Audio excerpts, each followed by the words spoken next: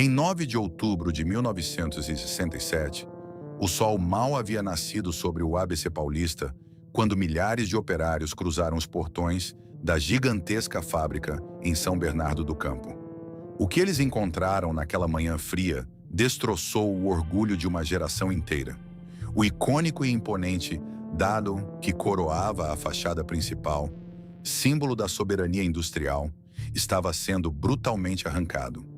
Em seu lugar, a fria e estranha elipse azul da Ford era erguida. Sem aviso prévio, sem despedidas, a maior montadora do Brasil havia sido vendida na surdina. A fábrica, o suor, os sonhos, tudo agora pertencia ao inimigo. O choque foi paralisante.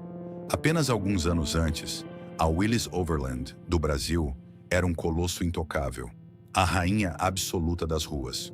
Com mais de 10 mil funcionários e uma impressionante taxa de nacionalização de 99%, eles não apenas fabricavam carros, eles forjavam o milagre econômico brasileiro.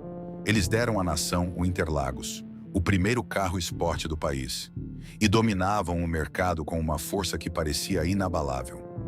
Mas num piscar de olhos, o império ruiu. O pioneiro que ensinou o Brasil a dirigir foi engolido e apagado da história com uma crueldade assustadora. Como um titã tão poderoso, o verdadeiro arquiteto da indústria automotiva nacional despencou do topo do mundo para o abismo da falência e foi devorado por seu maior rival às vésperas de lançar o carro que mudaria tudo? Atravesse conosco os corredores enferrujados da memória e as linhas de montagem esquecidas. Prepare-se para testemunhar a verdade sufocada sobre a ambição desmedida, a traição corporativa e a morte amarga e silenciosa da Willis Overland do Brasil. Para entender a magnitude da queda, precisamos primeiro voltar ao início e compreender a grandiosidade do que foi construído. No alvorecer da década de 1950, o Brasil era um gigante adormecido sob um imenso manto de terras agrícolas. O país respirava café e cana-de-açúcar.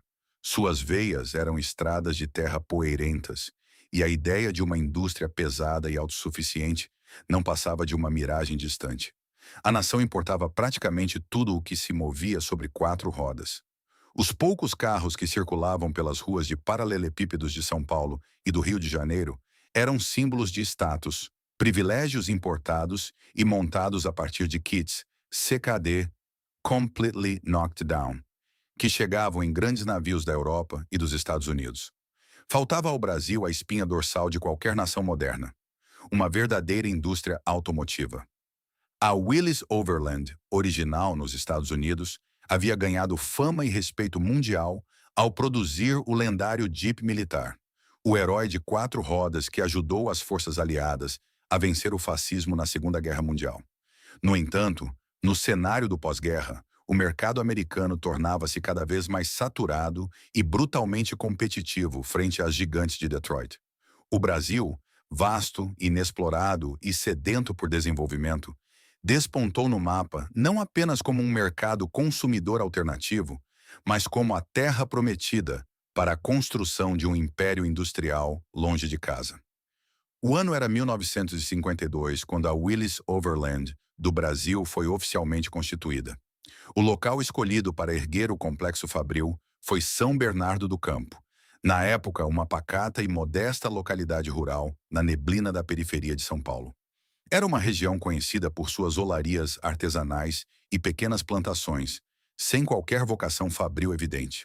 Escolher aquele terreno de terra vermelha e pegajosa era uma aposta de altíssimo risco. Não havia infraestrutura urbana adequada, a rede elétrica era instável. Não havia estradas asfaltadas suficientes para escoar uma produção em massa e, mais criticamente, o país carecia de uma cadeia de fornecedores de peças e de mão de obra industrial qualificada. Construir uma montadora de veículos gigantesca ali exigia muito mais do que injeções maciças de dólares. Exigia uma fé cega e inabalável no futuro daquela nação sul-americana. Imagine a logística insana daquela época. Maquinários colossais, prensas industriais de milhares de toneladas, fornos e equipamentos de precisão chegavam de navio ao Porto de Santos. De lá, esse maquinário absurdamente pesado precisava ser içado e transportado pela sinuosa, íngreme e perigosa estrada da Serra do Mar até o Planalto Paulista. Cada comboio que conseguia vencer os desfiladeiros da serra sob chuva e neblina, chegando inteiro ao canteiro de obras em São Bernardo, era celebrado como um épico triunfo da engenharia logística e da perseverança humana. O desafio nos galpões era ainda mais profundo. Como transformar trabalhadores rurais, cujas mãos estavam calejadas pelo trato com a enxada, com o gado e com a colheita, em operários metalúrgicos de alta precisão? Como ensiná-los a operar tornos mecânicos complexos, a calibrar motores e a atuar na sincronia implacável de uma linha de montagem moderna? A Willis Overland teve que assumir um papel muito maior do que o de uma simples corporação corporativa. Ela tornou-se uma verdadeira escola de ofícios. Engenheiros americanos e técnicos brasileiros recém-formados trabalharam lado a lado sob o sol e a fuligem, erguendo vigas de aço onde antes só havia mato e lama. Neste cenário de construção, um fator humano profundo começou a moldar a história do país. A notícia de que uma fábrica monumental, que pagaria salários justos, estava sendo erguida nos arredores de São Paulo, espalhou-se pelos rincões do Brasil como um chamado à esperança. Homens e mulheres, fugindo das secas devastadoras e da pobreza crônica da região Nordeste, empacotaram o pouco que tinham e viajaram semanas em condições precárias nos caminhões pau de arara. Eles foram atraídos pela promessa de um emprego com carteira assinada, um teto firme e um futuro digno. A Willis estava, sem saber, catalisando o maior êxodo rural e a maior transformação demográfica da história moderna do país. As mãos que moldariam o aço dos primeiros carros genuinamente brasileiros pertenciam a ex-lavradores e colonos que estavam descobrindo a cidadania por meio da indústria. Quando a febre da modernidade atingiu o ápice com a eleição do magnético presidente Juscelino Kubitschek em 1956, com seu audacioso lema de avançar 50 anos em 5, o cenário estava perfeitamente alinhado. JK instituiu o GEA, Grupo Executivo da Indústria Automobilística, estabelecendo metas severas que exigiam a nacionalização acelerada das peças automotivas. Para continuar operando e recebendo incentivos, os carros não podiam mais ser apenas montados no Brasil. Eles precisavam ser fabricados lá. Motores, chassis, transmissões, tudo deveria ter certidão de nascimento brasileira. A Willis Overland do Brasil abraçou esse desafio com um fervor nacionalista impressionante. Aos poucos, a paisagem de São Bernardo do Campo transformou-se de forma violenta e irreversível. O som dos tratores e das betoneiras afogou de vez o silêncio bucólico. As chaminés começaram a despontar no horizonte, vomitando a fumaça do progresso, simbolizando a chegada de uma nova era. Onde antes havia ar puro de fazenda, o cheiro de óleo queimado, solda e metal fundido passou a ditar o ritmo da vida. O solo de terra vermelha do ABC paulista havia sido fertilizado com concreto, aço e o suor de milhares de pioneiros. As sementes do império estavam firmemente plantadas, prontas para gerar os frutos da era de ouro do automobilismo brasileiro. A poeira vermelha de São Bernardo do Campo rapidamente deu lugar ao concreto armado, ao asfalto e ao ritmo febril da produção em massa. À medida que a década de 1950 avançava para os anos 60, a Willis Overland do Brasil deixava de ser apenas uma aposta arriscada de investidores americanos para se transformar no coração pulsante do milagre econômico brasileiro. O som que ecoava nos vastos galpões não era mais o de tratores limpando o terreno, mas o rugido ensurdecedor e sincronizado de centenas de prensas colossais moldando o aço puro. A fábrica havia se tornado um organismo vivo, uma engrenagem gigantesca movida por milhares de mãos que até pouco tempo atrás mal conheciam a eletricidade, mas que agora dominavam a arte da metalurgia de precisão. O primeiro grande herói a sair dessas linhas de montagem genuinamente brasileiras foi o valente Jeep Willys. Em um país de dimensões continentais, onde rodovias asfaltadas eram um luxo raro e a maior parte do território era conectada por estradas de terra traiçoeiras e lamaçais impiedosos, o Jeep não era apenas um veículo. era uma ferramenta de desbravamento. Ele transportava médicos para vilarejos isolados, levava engenheiros para construir a nova capital, Brasília, no coração do Cerrado, e conectava os cantos mais remotos da nação. Ver um Jeep cruzar o interior do Brasil era testemunhar o próprio conceito de progresso sobre quatro rodas. Logo em seguida, a fábrica introduziu a Rural Willys. Com um design espaçoso e robusto, a Rural rapidamente se converteu no veículo definitivo da família brasileira e dos fazendeiros prósperos. Era o carro que unia a força bruta de um trator ao conforto necessário para levar a família à missa no domingo. A cada minuto, um novo veículo brilhante rolava para fora da linha de inspeção final, e com ele, o orgulho de uma nação inteira se consolidava. A força da Willys não residia apenas nos carros que vendia, mas na forma como os construía.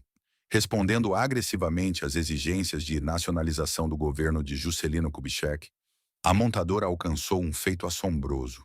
99% das peças de seus veículos eram fabricadas em solo nacional. Para atingir essa marca quase mítica, a Willys impulsionou a criação de toda uma cadeia de fornecedores. Fundições, fábricas de vidro, produtoras de estofamentos e indústrias de pneus brotaram ao redor de São Bernardo do Campo, como satélites ao redor de um planeta maciço. Eles literalmente forjaram a indústria de autopeças do Brasil do zero.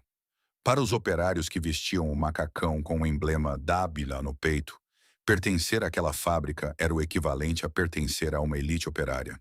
O emprego na Willys significava respeito na comunidade, comida farta na mesa e a certeza inabalável de que seus filhos teriam uma educação digna. O orgulho transbordava nos sorrisos cansados no fim do turno.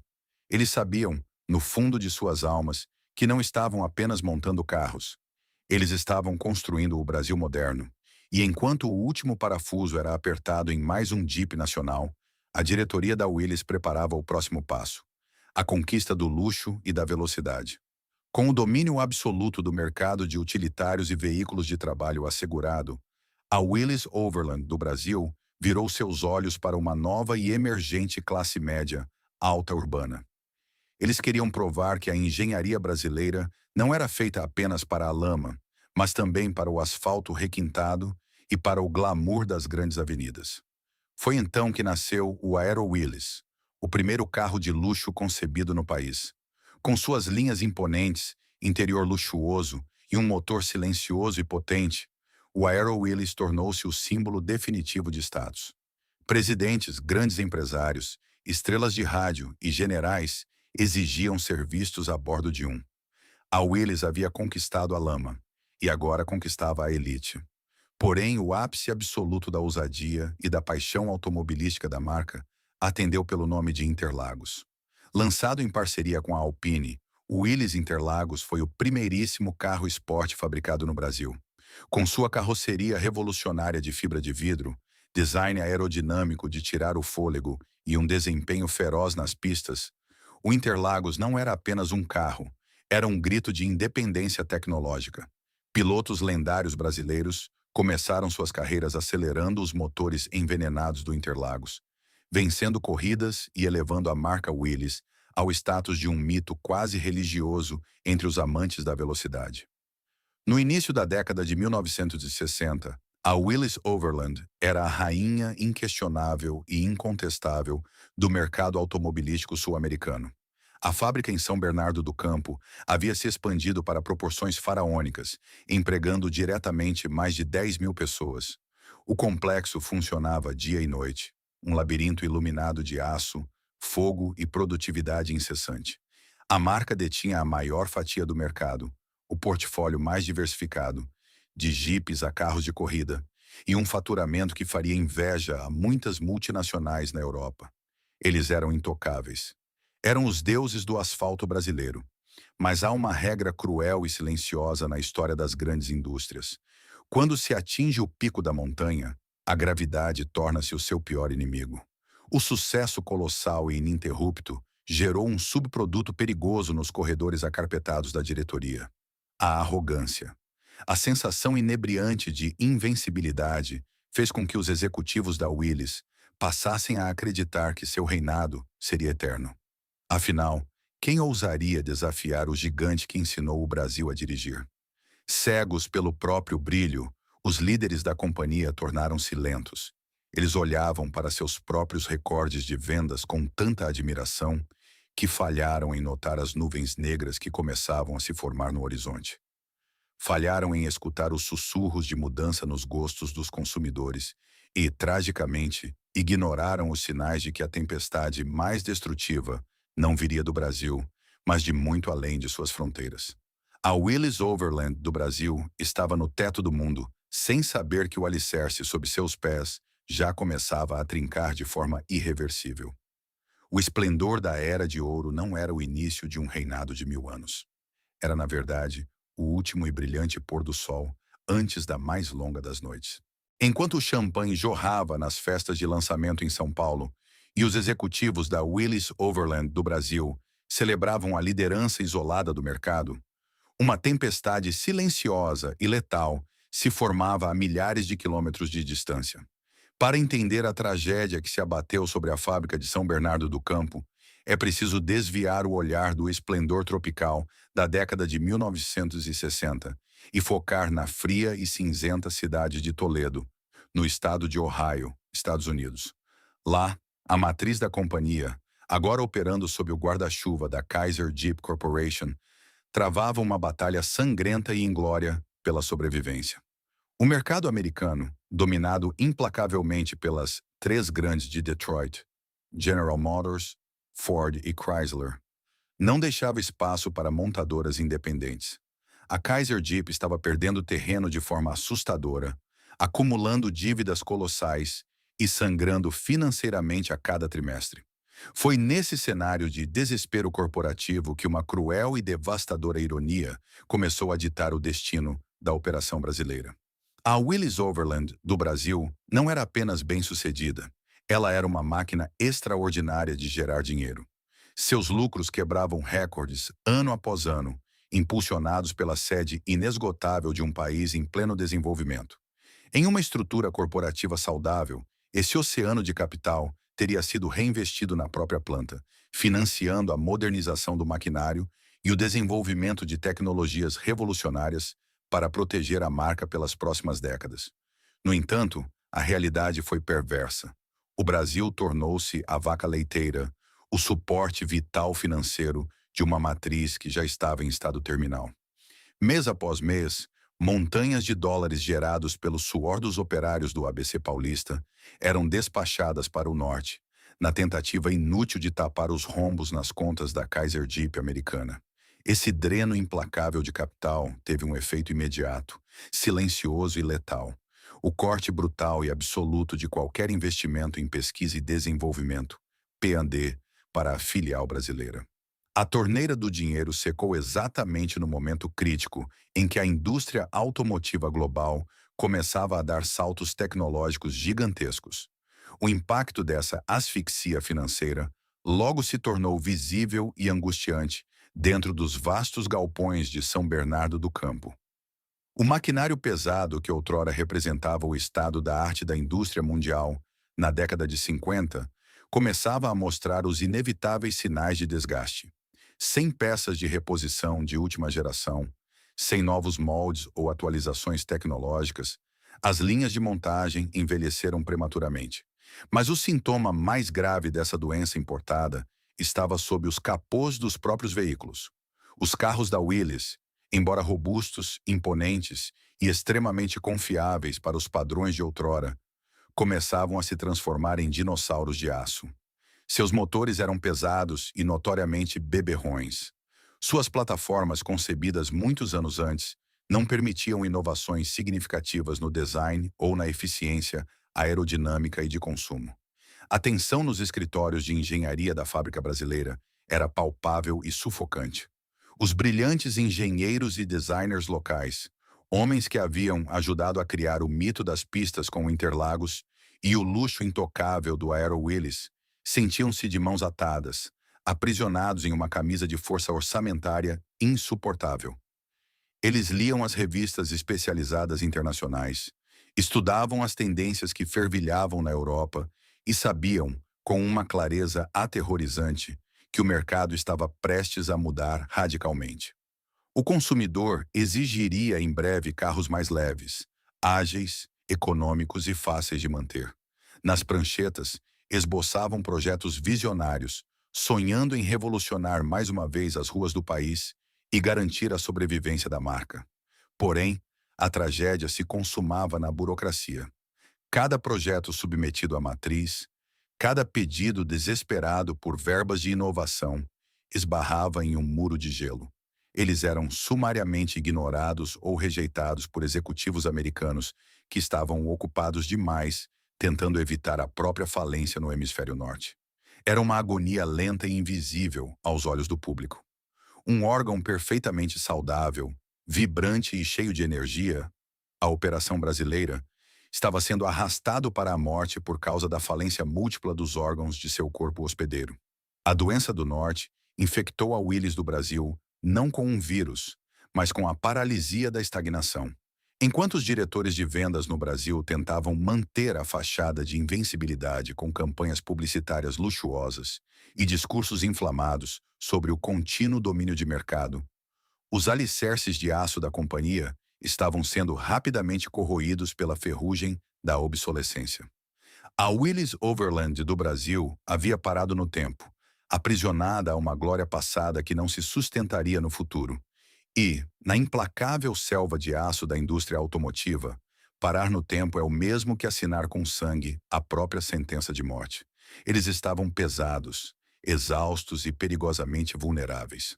O palco do colapso estava montado. Faltava apenas que um predador percebesse a fraqueza. E esse predador não viria de Detroit, mas da Alemanha, trazendo consigo não um utilitário gigante, mas um pequeno, inofensivo e letal besouro. Enquanto a matriz americana agonizava e fechava as torneiras do investimento, o mercado brasileiro passava por uma metamorfose profunda, rápida e irreversível. Nos primeiros anos da década de 1960, a infraestrutura urbana das grandes capitais, como São Paulo e Rio de Janeiro, começava a inchar de forma caótica.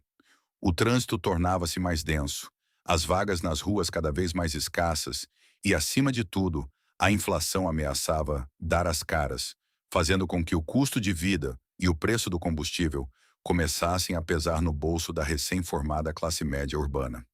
Foi nesse exato e delicado ponto de inflexão histórica que um novo vizinho consolidou sua presença no polo industrial do ABC Paulista, trazendo consigo uma filosofia automotiva diametralmente oposta à da Willys.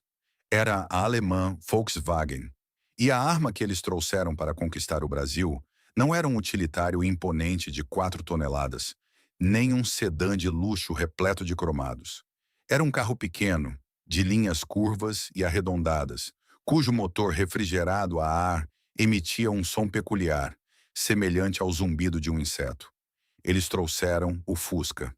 A princípio, do alto de seus escritórios acarpetados, os executivos da Willys Overland do Brasil cometeram o pecado mortal da subestimação. Acostumados a fabricar tanques de guerra, disfarçados de carros de passeio e veículos que simbolizavam o poder bruto, eles olharam para o Fusca com desdém. Para a diretoria, o pequeno carro alemão era quase um brinquedo de corda, uma excentricidade frágil que jamais sobreviveria ao gosto de um consumidor brasileiro acostumado com o espaço da Rural e o status do Aero Willys. Havia uma crença arrogante e inabalável de que o brasileiro sempre preferiria motores gigantescos e carrocerias mastodônticas. Mas o mercado é um juiz implacável e alheio a vaidades. O Fusca provou ser exatamente o que o Brasil precisava naquele momento. Ele era brutalmente barato para comprar, ridiculamente fácil de consertar e consumia uma fração da gasolina exigida pelos pesados motores da Willys. O pequeno besouro de aço não precisava de água no radiador. Enfrentava ladeiras de terra com uma valentia surpreendente devido à tração traseira e cabia em qualquer vaga.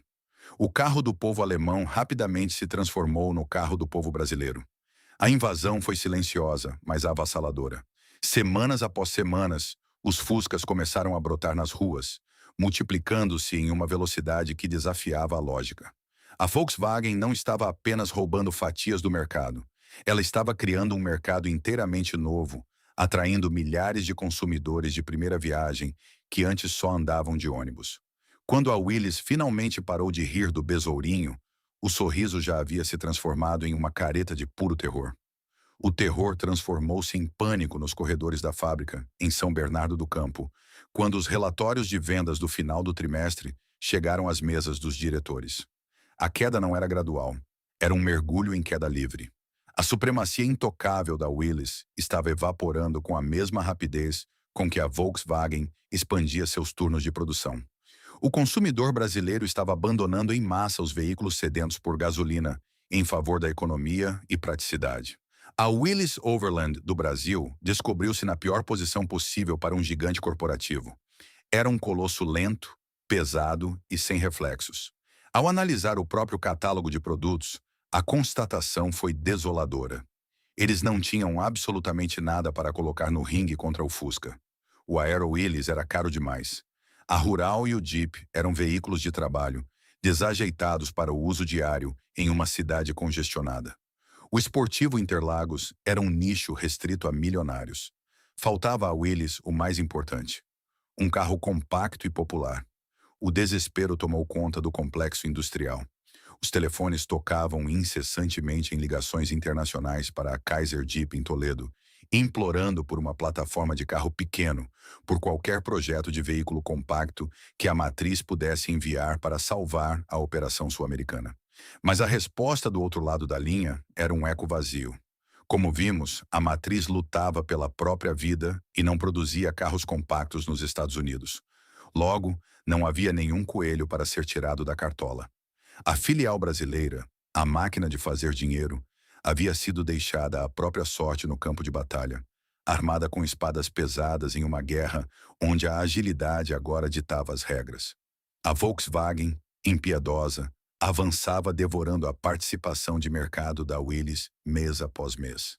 A fábrica que ensinou o Brasil a dirigir, via sua coroa, ser arrancada por um carro que eles mesmos haviam ridicularizado. Para os milhares de operários da Willys, que antes ostentavam orgulho em seus uniformes, uma nuvem sombria de incerteza pairou sobre os galpões.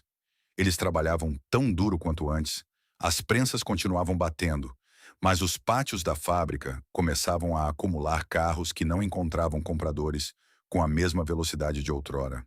A Willys estava sangrando, e a diretoria sabia que, se não apresentassem uma resposta rápida, moderna e revolucionária para o mercado de compactos, o império afundaria sob o próprio peso. Eles precisavam de um milagre e, sem poder contar com a matriz americana, teriam que cruzar o oceano para forjar uma aliança improvável, apostando os últimos suspiros financeiros da companhia em uma jogada desesperada, em um projeto ultra-secreto que ficaria conhecido apenas por uma letra. O desespero tem um cheiro peculiar no mundo corporativo. Em São Bernardo do Campo, ele cheirava a café requentado em madrugadas insones, a fumaça de cigarro acumulada em salas de reunião sem janelas e ao suor frio de executivos que, até poucos meses atrás, acreditavam ser invencíveis. A invasão implacável e silenciosa da Volkswagen com o Fusca não deixou qualquer margem de manobra para a Willys Overland do Brasil. Com a matriz americana na cidade de Toledo, Ohio, de mãos atadas, impotente, falida e lutando desesperadamente pela própria sobrevivência no feroz mercado dos Estados Unidos, a subsidiária brasileira percebeu uma verdade amarga. Sua salvação não cairia do céu e certamente não cruzaria a linha do Equador. Eles precisavam de um milagre mecânico, uma revolução conceitual profunda, e precisavam para ontem. A dura realidade se impunha nas planilhas de custo. Desenvolver um carro compacto a partir do zero absoluto exigiria quase uma década de pesquisa e centenas de milhões de dólares em investimentos em engenharia base. Luxos que a Willys não possuía mais. O tempo era um carrasco implacável, cortando fatias diárias da participação de mercado da empresa. Sem tecnologia própria para criar uma plataforma inédita, a diretoria recorreu a uma velha conhecida no continente europeu.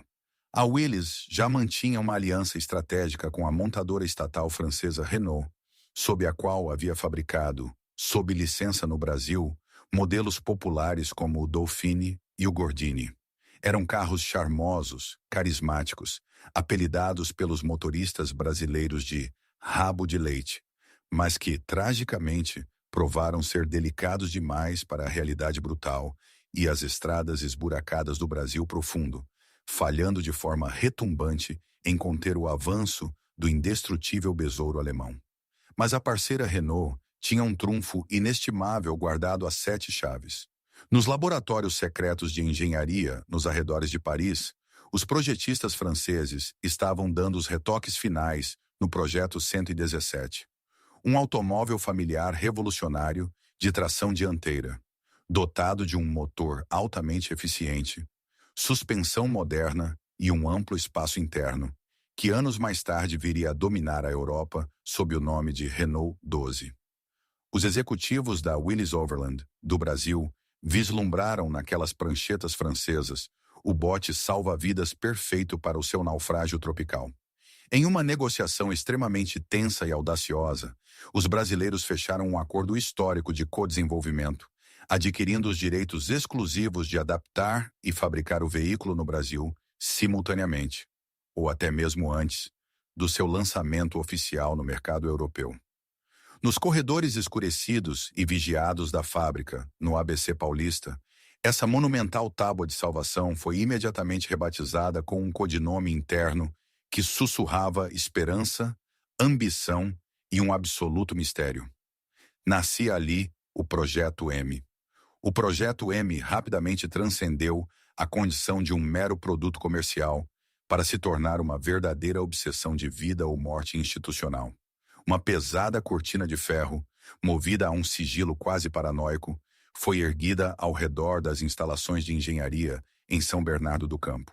O acesso aos galpões onde os primeiros protótipos de argila, em tamanho real, estavam sendo esculpidos à mão, era rigorosamente mais restrito do que em muitas instalações militares durante a Guerra Fria. Guardas patrulhavam as portas em turnos dobrados, e apenas um grupo diminuto e altamente seleto de engenheiros possuía as credenciais de entrada. A diretoria da Willys sabia muito bem que, se a implacável concorrência alemã ou americana descobrisse o nível colossal de avanço e inovação do que estava sendo forjado naquelas salas, usaria seu vasto poderio financeiro para esmagar a Willys no mercado antes mesmo da linha de montagem rodar. O Projeto M não era apenas a próxima adição a um catálogo de vendas. Era a aposta definitiva de tudo ou nada. Era a roleta girando freneticamente com as últimas fichas de capital da companhia colocadas em um único número. Se o carro apresentasse qualquer falha de design, ou se não ficasse pronto a tempo, os monumentais portões de ferro da gigantesca fábrica se fechariam para sempre. O monumental desafio técnico que se abateu sobre o brilhante departamento de engenharia brasileiro foi verdadeiramente titânico e exigiu sacrifícios sobre-humanos da equipe. Os técnicos locais não podiam, de maneira alguma, simplesmente pegar as plantas francesas elegantes, traduzi-las e iniciar a produção em massa. Eles tinham total e dolorosa consciência de que a suspensão macia e delicada, projetada para as estradas perfeitas e pavimentadas da Europa, não sobreviveria a um único mês na impiedosa buraqueira e nas rotas de terra do interior brasileiro. O veículo precisava ser brutalmente reestruturado desde os alicerces do chassi. Sua carroceria, embora mantivesse a base aerodinâmica original, precisou ser redesenhada e reforçada com linhas mais fluidas para agradar ao gosto estético nacional. Seu motor exigiu ajustes finos e incontáveis horas de calibração para tolerar a qualidade questionável e flutuante do combustível local.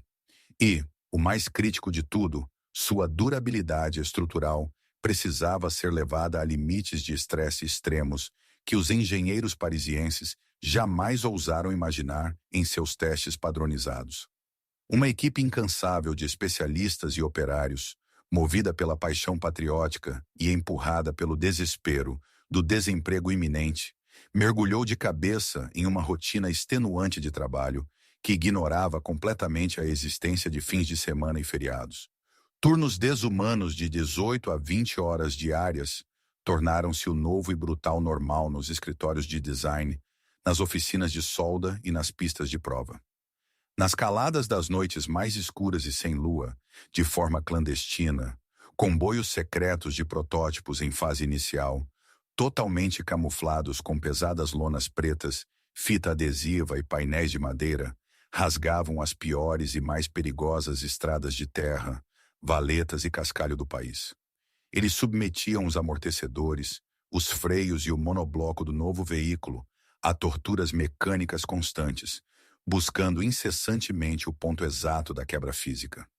E, milagrosamente, diante dos olhos vermelhos de cansaço e fuligem da equipe, a alquimia mecânica operou sua magia indescritível.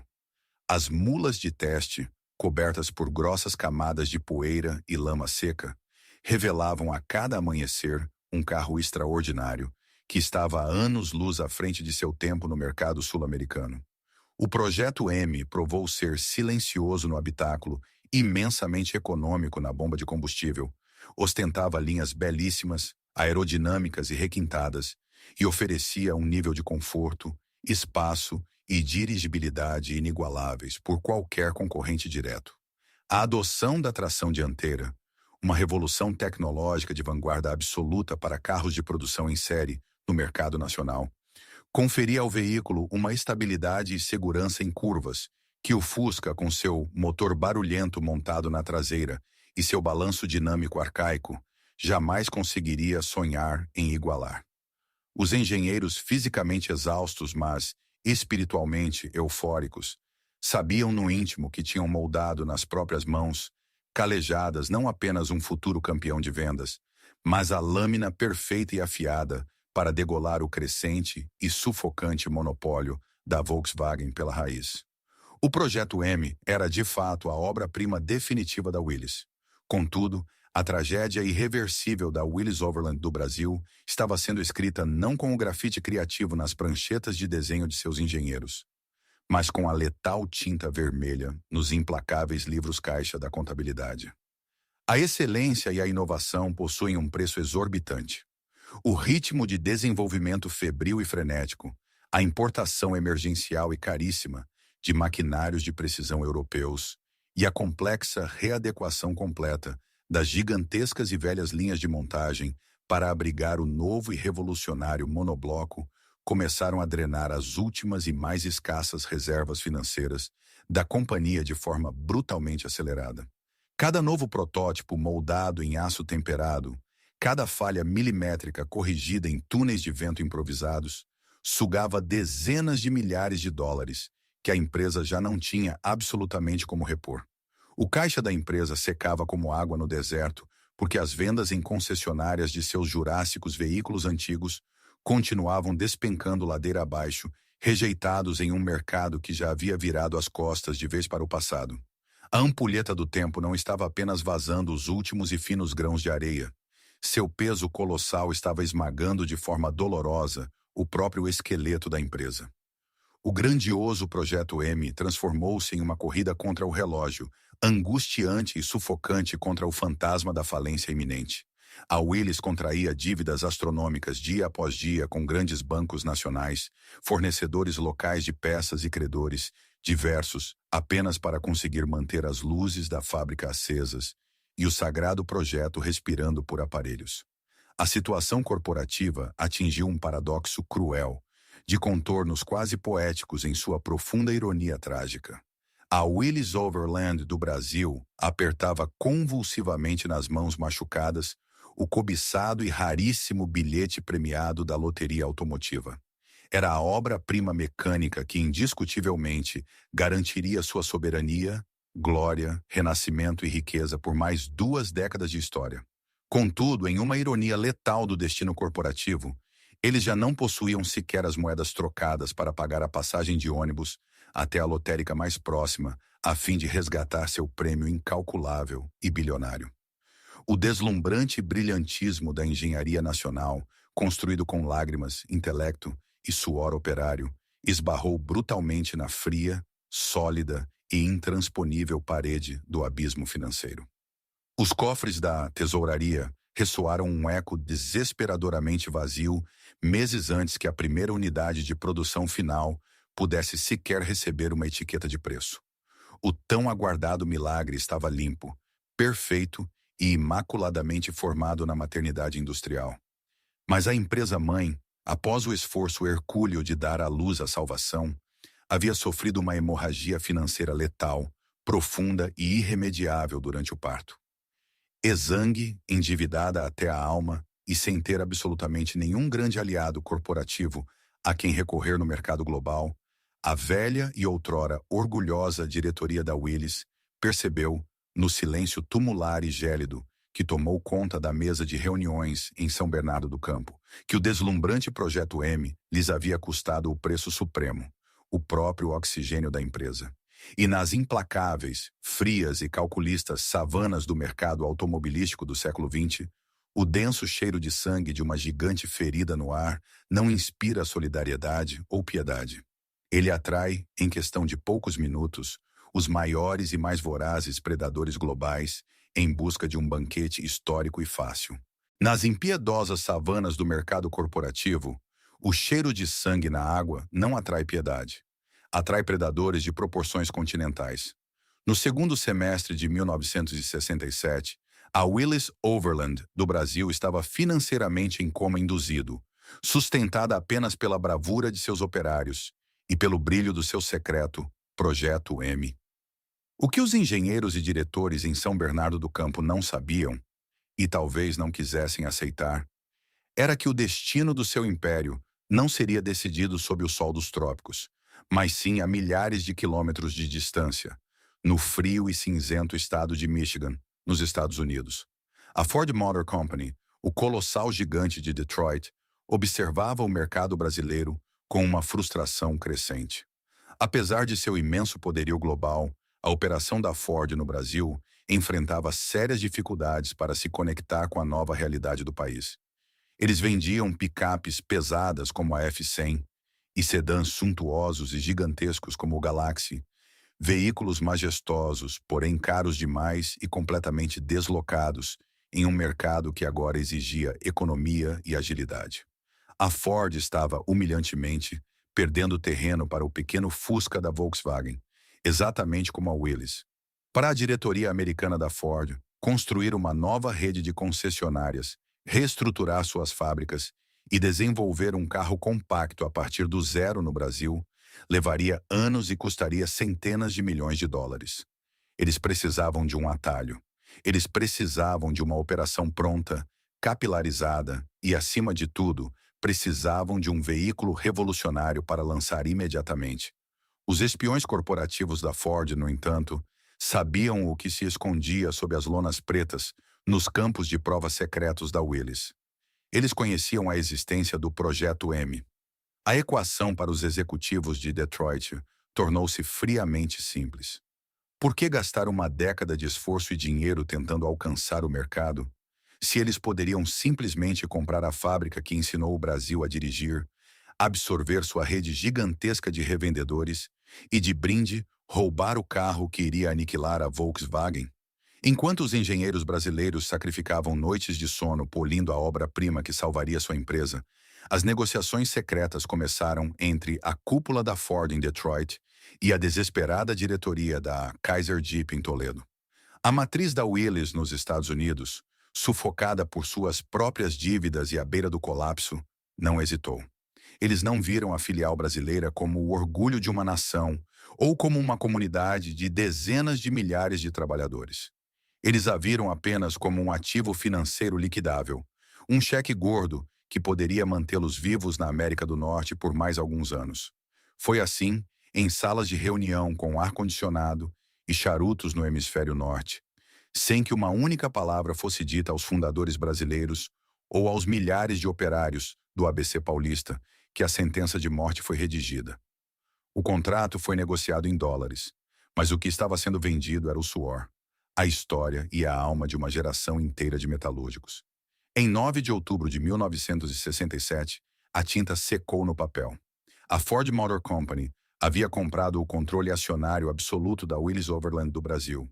O golpe fatal não veio de uma queda nas vendas ou de uma falha de engenharia. Veio de uma canetada silenciosa e letal no exterior. A manhã seguinte, em São Bernardo do Campo, Não trouxe consigo o alarde de trombetas ou discursos grandiosos. Trouxe o silêncio pesado e atordoante da conquista. Quando os operários do primeiro turno cruzaram os imensos portões de ferro da fábrica, sob a névoa fria de outubro, eles notaram algo profundamente errado. O ritmo frenético da linha de montagem havia sido substituído por cochichos tensos. Nos corredores administrativos, homens de terno com sotaque estrangeiro e crachás com a elipse azul da Ford andavam de um lado para o outro, carregando pranchetas e auditando documentos. A notícia se espalhou pelo chão de fábrica, não como um anúncio oficial, mas como um incêndio incontrolável. Fomos vendidos. A frase ecoava entre as prensas de estampagem e as cabines de pintura. Para a gigantesca massa de trabalhadores, muitos dos quais haviam deixado a miséria do campo anos antes para construir aquela fábrica do zero com as próprias mãos, a revelação foi um soco no estômago.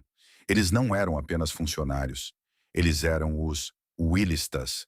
Eles tinham uma identidade forjada no aço. De repente, sem qualquer aviso, eles descobriram que haviam se tornado propriedade do inimigo. A transição não teve nada de sutil ou diplomática. Foi uma ocupação territorial corporativa. A Ford queria deixar claro quem era o novo dono da casa. Nas semanas que se seguiram, os trabalhadores assistiram, com um nó na garganta e lágrimas disfarçadas pela fuligem, a brutal descaracterização de sua história. As antigas placas de sinalização com o orgulhoso e imponente W foram arrancadas das paredes com pés de cabra e atiradas em caçambas de lixo. Os uniformes suados que ostentavam a marca da pioneira foram trocados por macacões frios e padronizados com o logotipo da Ford. Mas a dor mais profunda e cortante foi reservada para o brilhante time de engenheiros do Projeto M. Quando os executivos de Detroit entraram no santuário restrito de engenharia e puxaram as lonas que cobriam os protótipos, eles sorriram. Eles sabiam que haviam comprado o bilhete premiado por uma fração de seu valor real. O carro revolucionário, concebido através de noites em claro, genialidade brasileira e o sacrifício financeiro absoluto da Willys, estava agora nas mãos da Ford. Os engenheiros foram brutalmente informados de que o projeto seguiria em frente, sim, mas a marca Willys seria apagada do capô. O filho perfeito deles seria adotado pelo concorrente e receberia um novo sobrenome. Aqueles dias sombrios de 1967 marcaram o assassinato burocrático de um império. A fábrica continuava de pé, as máquinas ainda pulsavam com energia e os carros continuavam a sair da linha de montagem. Mas a alma da Willys Overland do Brasil havia sido extirpada. O coração da indústria nacional não batia mais no ritmo do orgulho e da independência. Ele agora pulsava de acordo com as ordens ditadas por um conselho de acionistas em Michigan. A Willys havia assinado o contrato de sua própria morte, e agora restava à Ford a tarefa final e implacável: limpar os restos mortais da marca e reescrever a história como se a pioneira jamais tivesse existido. No final do conturbado ano de 1968, o Salão do Automóvel de São Paulo abriu suas portas sob uma imensa expectativa do público e da imprensa. Os corredores do pavilhão estavam abarrotados, mas o verdadeiro centro das atenções era o estande iluminado da Ford.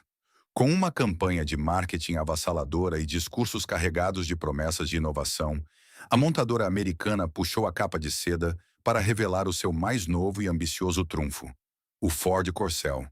O impacto visual e tecnológico foi imediato.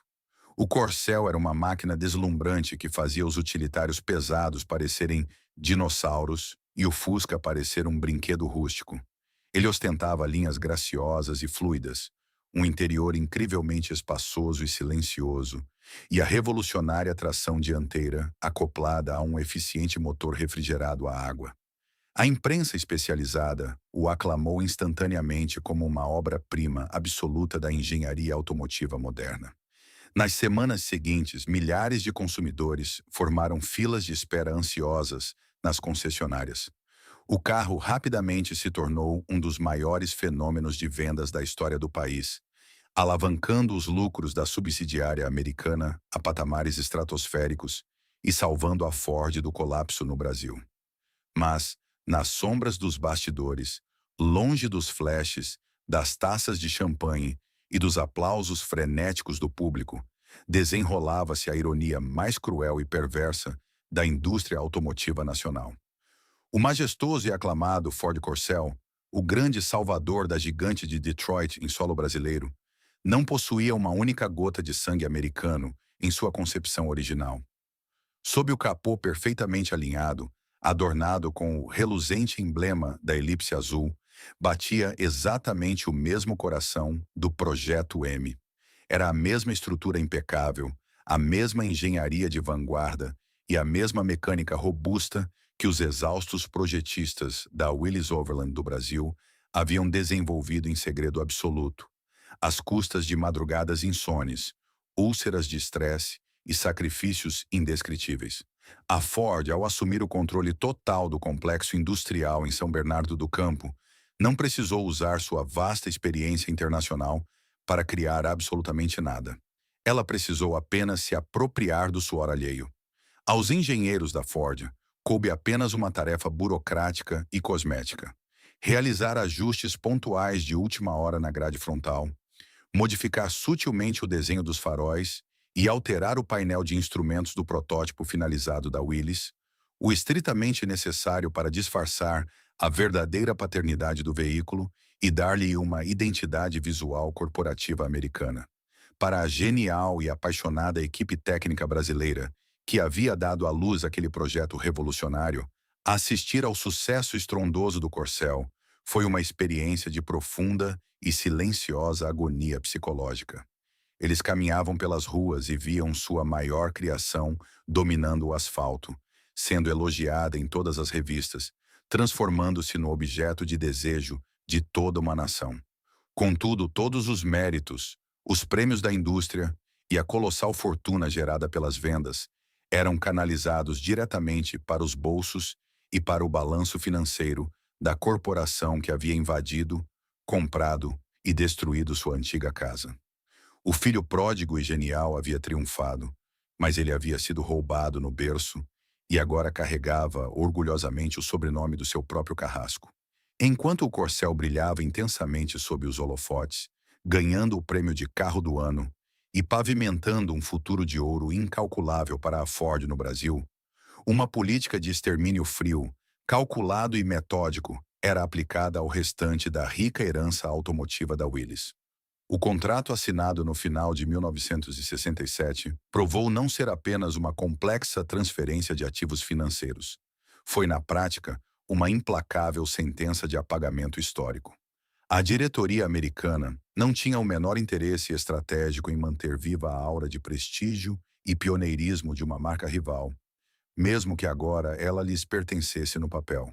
O objetivo corporativo era claro: absorver a fatia de mercado, esvaziar o legado tecnológico e extinguir o nome Willys da memória coletiva do consumidor brasileiro o mais rápido possível. Os modelos clássicos que outrora haviam construído a inquebrável espinha dorsal do milagre econômico nacional foram tratados como prisioneiros incômodos no corredor da morte. O suntuoso Aero Willys, o pioneiro carro de luxo que por anos ostentou o status de veículo oficial da Presidência da República e da alta sociedade, sofreu uma morte lenta e indigna.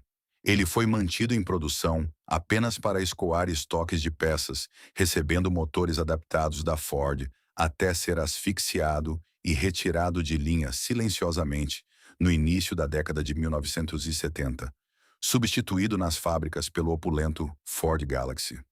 O lendário e vibrante esportivo Interlagos, o maior símbolo da ousadia brasileira nas pistas de corrida, já havia sido descartado sumariamente nas primeiras semanas da ocupação, visto pelos novos executivos como um excesso desnecessário, romântico e financeiramente injustificável. A valente Rural e o indestrutível Jeep, graças à sua robustez inabalável e à total ausência de concorrentes diretos no interior lamacento do país, ainda conseguiram sobreviver por mais alguns anos nas linhas de montagem de São Bernardo do Campo. Eles continuaram sendo fabricados, mas sofreram a indignidade final e definitiva. Perderam o icônico e majestoso nome Willys, estampado em alto relevo na lataria. A partir da década de 70, os manuais de proprietário foram friamente reescritos, e esses veículos guerreiros passaram a ser comercializados nas vitrines simplesmente sob a marca Ford. O nome que batizou o veículo herói da Segunda Guerra Mundial e desbravou o Brasil era agora proibido. A descaracterização avançou sobre o país como uma impiedosa doença terminal de memória. Nas concessionárias de norte a sul do Brasil, as majestosas fachadas luminosas que exibiam com orgulho o gigantesco Daimler foram sistematicamente derrubadas na calada da noite e substituídas por totens azuis. O colossal e pulsante complexo industrial no coração do ABC paulista, um templo de concreto, erguido tijolo por tijolo com o suor ardente dos retirantes nordestinos e com a visão audaciosa dos pioneiros da década de 50, perdeu qualquer vestígio físico de sua identidade original. A fábrica, que havia operado como o motor do orgulho nacional, tornou-se oficialmente apenas a fábrica da Ford no Tabuão. A morte de uma gigantesca corporação raramente acontece com uma grande e dramática explosão cinematográfica. Ela quase sempre ocorre no eco gélido, burocrático e sufocante do esquecimento. Em meados da década de 70, a longa transição estava completa.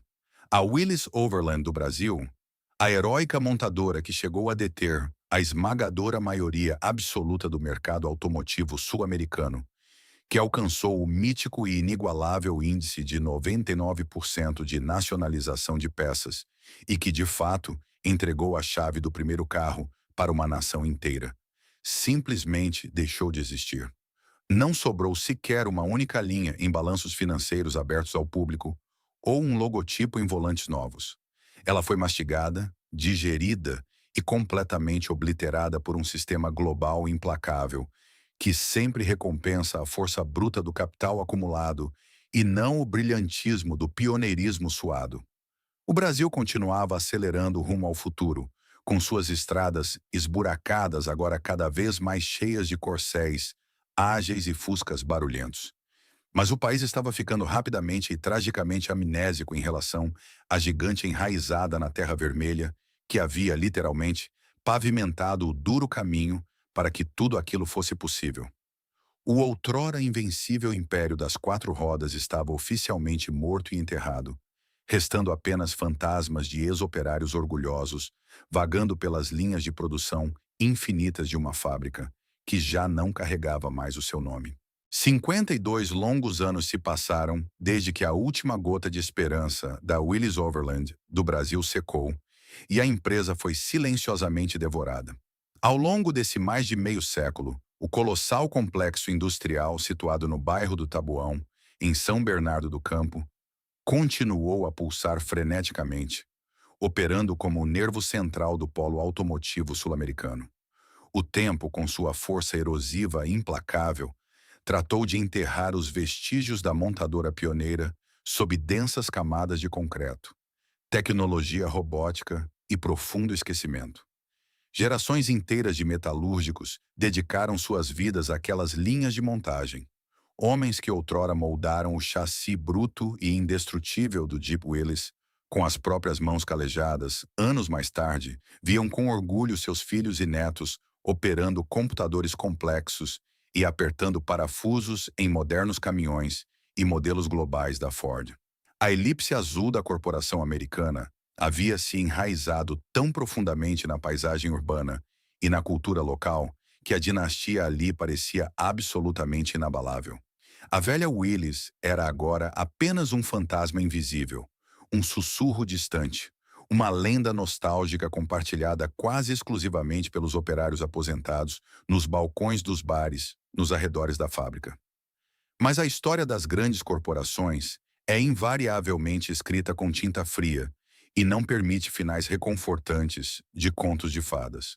O chão do Tabuão parecia carregar uma maldição silenciosa, uma espécie de karma histórico sombrio que aguardava pacientemente a sua hora exata de cobrar a dívida. Em 19 de fevereiro de 2019, um comunicado de imprensa emitido a milhares de quilômetros de distância, nos imponentes e assépticos escritórios de vidro em Dearborn, Michigan, caiu como uma ogiva nuclear sobre o coração do ABC paulista. Com a mesmíssima frieza matemática e desapego emocional que a diretoria americana utilizara para assassinar a Willis no outono de 1967, a cúpula global da Ford anunciou uma mudança drástica e irrevogável em sua estratégia mundial de lucratividade. Eles iriam encerrar a produção de caminhões e veículos de passeio na América do Sul para focar apenas em SUVs e picapes mais rentáveis importados. A decisão monumental foi comunicada em poucas e burocráticas linhas de texto. A histórica fábrica de São Bernardo do Campo seria sumariamente fechada para sempre. O impacto no chão de fábrica foi instantâneo, devastador e brutal. Cerca de 3.000 operários diretos, além de quase 10.000 trabalhadores indiretos de toda a cadeia de autopeças local, viram o chão de cimento desaparecer sob seus pés em questão de segundos. Homens e mulheres de macacão azul, muitos com 20, 30 anos de serviços prestados exclusivamente e fielmente àquela planta, aglomeraram-se em frente aos enormes portões de ferro, em um estado total de choque, confusão e prantos. A semelhança sombria e repulsiva com os eventos de 1967 era de revirar o estômago. O ciclo macabro da exploração multinacional estava, enfim, se fechando. Mais uma vez, uma massa imensa de trabalhadores brasileiros descobria da forma mais sádica e abrupta possível que sua dedicação integral, seus recordes impressionantes de produção e seu suor não significavam absolutamente nada diante das metas de lucro trimestral exigidas pelos acionistas intocáveis de Wall Street. A tragédia do fechamento em 2019 expôs e revelou a mais profunda e dolorosa hipocrisia do sistema industrial globalizado. Na década de 60, a Ford chegou ao Brasil não como uma construtora visionária, mas como uma conquistadora oportunista. Ela comprou a Willys na Bacia das Almas, apagou covardemente o nome do seu fundador, roubou o brilhante Projeto M para faturar bilhões com o lançamento do Corcel e utilizou toda a imensa infraestrutura física e humana, erguida tijolo por tijolo com o sangue e a coragem dos retirantes nordestinos, para cimentar o seu próprio império lucrativo nos trópicos. A fábrica do Tabuão foi a vaca leiteira inesgotável da montadora americana por 5 décadas ininterruptas. Contudo, no momento exato em que a fria contabilidade internacional indicou que aquela unidade já não entregava as margens de lucro estratosféricas desejadas por Detroit, a Ford não hesitou por um único segundo em descartá-la como se fosse uma velha carcaça enferrujada, abandonada à beira de uma rodovia. Os últimos dias de operação na colossal fábrica de São Bernardo do Campo foram marcados por uma atmosfera densa, fúnebre e psicologicamente sufocante.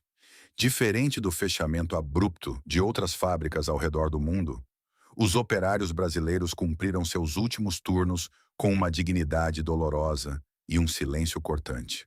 O rugido das gigantescas prensas de estampagem, que por quase 70 anos ininterruptos havia sido o som do progresso pulsante e vivo da nação, foi sendo desligado aos poucos, máquina por máquina, botão por botão.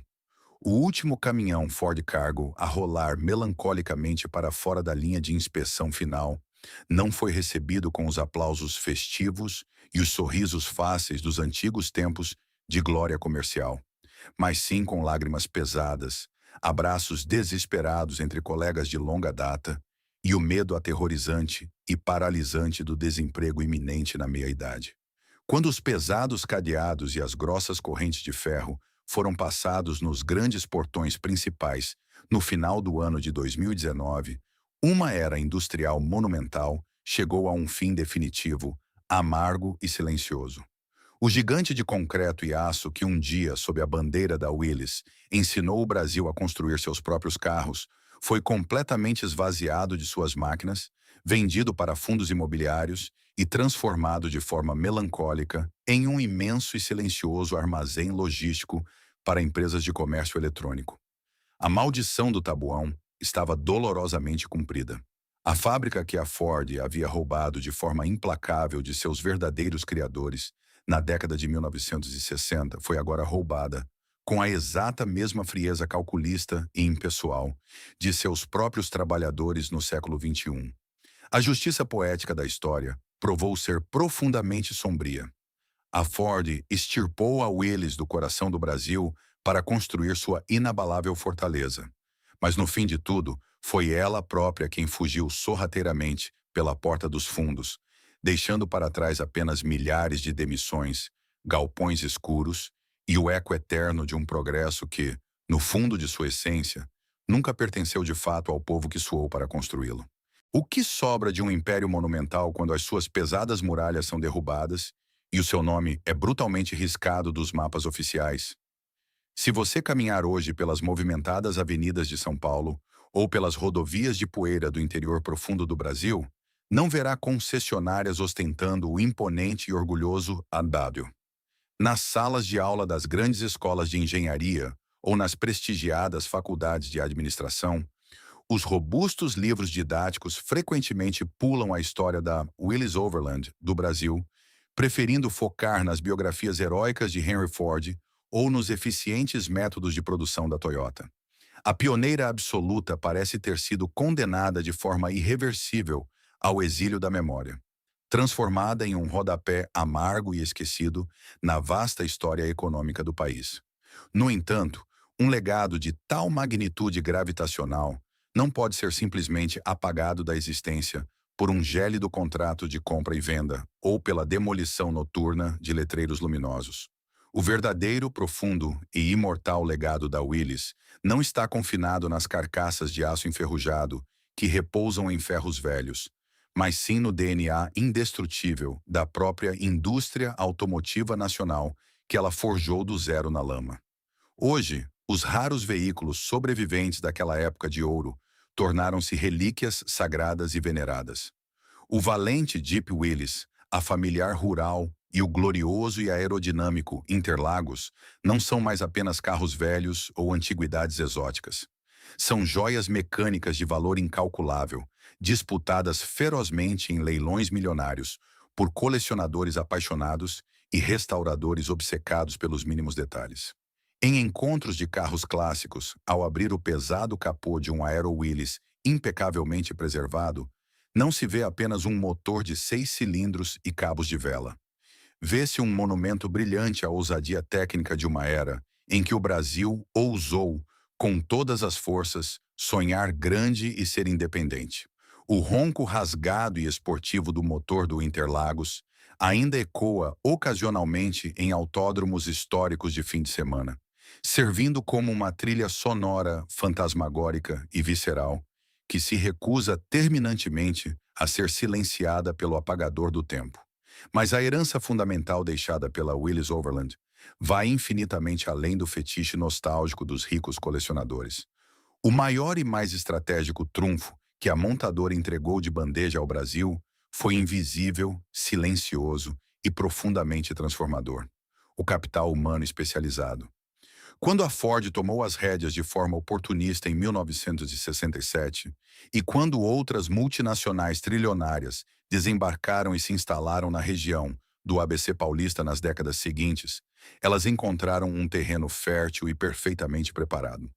Eles não precisaram ensinar rudes camponeses a operar tornos mecânicos de altíssima precisão ou a interpretar projetos de engenharia complexos. A Willys já havia feito todo o trabalho sujo, doloroso e hercúleo. A pioneira havia formado, com paciência e suor, uma geração inteira de ferramenteiros de elite, engenheiros de produção brilhantes e projetistas visionários. A impressionante e colossal rede de fornecedores de autopeças, que sustentou a marca mítica de 99% de nacionalização, serviu de alicerce estrutural gratuito para que gigantes como Volkswagen, General Motors e a própria Ford pudessem prosperar no país com custos operacionais baixíssimos. A Willys foi, na mais trágica, literal e dolorosa acepção da palavra, a grande e silenciosa mártir da industrialização brasileira. Ela sangrou e morreu precocemente para que todo o ecossistema automotivo do país pudesse viver, lucrar e florescer. Há uma poesia triste, digna e silenciosa naqueles que sobreviveram ao furacão corporativo para contar a verdadeira história. Os antigos engenheiros e operários da Willys, agora homens de cabelos brancos e mãos marcadas de forma indelével pelas décadas de trabalho duro, Com o metal, guardam no peito uma memória imaculada que absolutamente nenhuma auditoria corporativa ou diretoria estrangeira pode confiscar. Eles ainda se reúnem em garagens apertadas e cheirando a óleo ou em praças arborizadas de São Bernardo do Campo, não para chorar amargamente pelo que lhes foi roubado nas salas de reunião, mas para celebrar com orgulho inabalável o que eles, homens comuns, foram capazes de criar. Em seus olhos cansados, o brilho selvagem do pioneirismo permanece absolutamente intacto. Eles sabem a verdade incontestável. Eles sabem que, muito antes de o Corcel se tornar um fenômeno de massas sob o selo da Ford, muito antes do gigantesco complexo do Tabuão se transformar em um frio latifúndio multinacional, e muito antes de a indústria nacional ser inteiramente subjugada por implacáveis conselhos de administração em Detroit ou Wolfsburg, foram eles, com poeira na bota e graxa na mão, que deram a partida no motor do Brasil. O apagamento oficial de uma marca não significa o apagamento de sua alma. A pioneira foi engolida, devorada e teve seu nome apagado dos livros.